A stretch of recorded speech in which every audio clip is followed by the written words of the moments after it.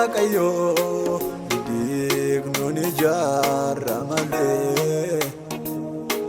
akanuti doti eno angeli nu degerarale serafa bumi waaqayyo dignu ni jaramale akanuti doti eno angeli nu degerarale gadisi takajiranu waaqayyo nurran barbadu namnandu kabutu shati ofin jedhu dubbi shatarra jiratu gadisi takajiranu waaqayyo nurran barbadu namnandu kabutu shati ofin jedhu dubbi shatarra jiratu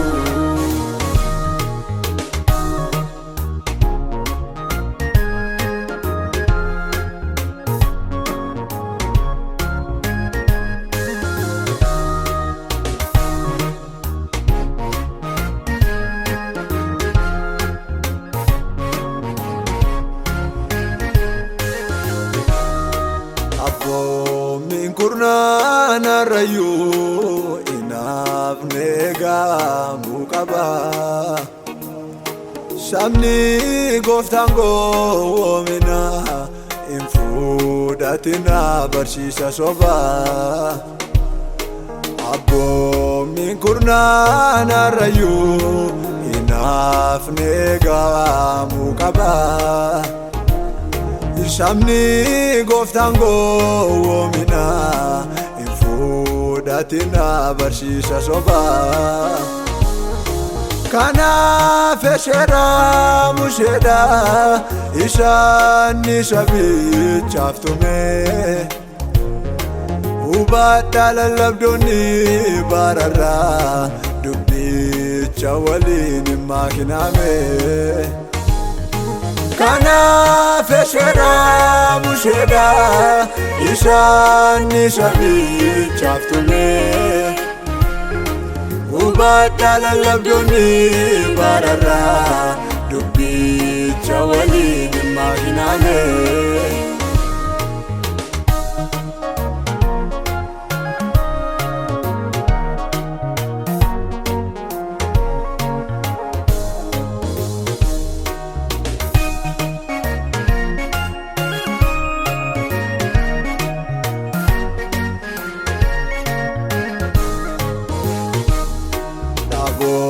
namanti baay'een isaanii guyyaa Sanbata jijjiiraniiru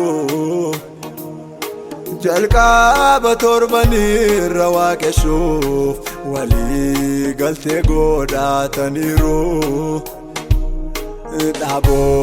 namanti baay'een isaanii guyyaa Sanbata jijjiiraniiru jalqaba torbanirra waaqessuuf walii galtee godhataniiru Yesuus garuu isa miti kan inni eebbisee qulqulleessee guyyichi isa torbaffaadha wangeelatu nu mirkaneessee Yesuus garuu isa miti kan inni eebbisee qulqulleessee guyyichi isa torbaffaadha wangeelatu nu mirkaneessee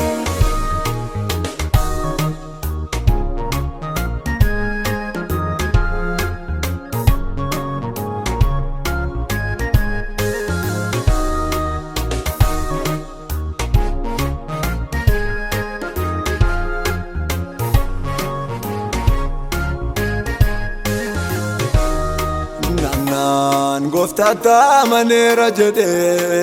abboomi shammoo hin eegne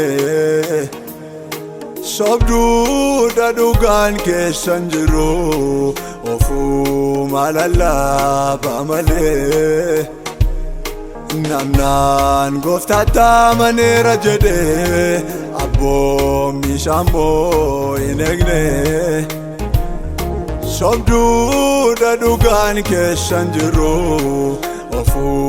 malalla bamare Sheraf abbo mishagne kansha tauke nyamulimna Utu dubbisa ojiran olchi nusa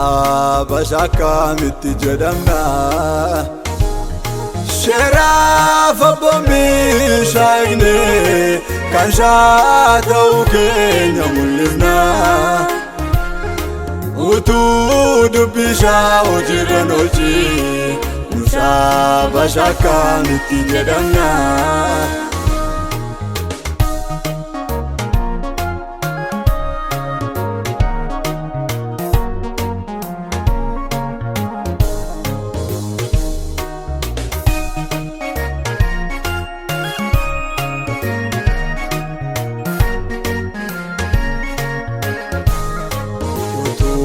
Waqni blafti kun darbani sharri gofta kun indarbu namni gurra qabu adagawu isha wangeli nutti lallabu utuma waqni blafti kun darbani sharri gofta kun indarbu Namni gurra qabu adagawu isha wangeli nutti lallabu Dache kenya rarras gutera barshisni warra atarota Ofe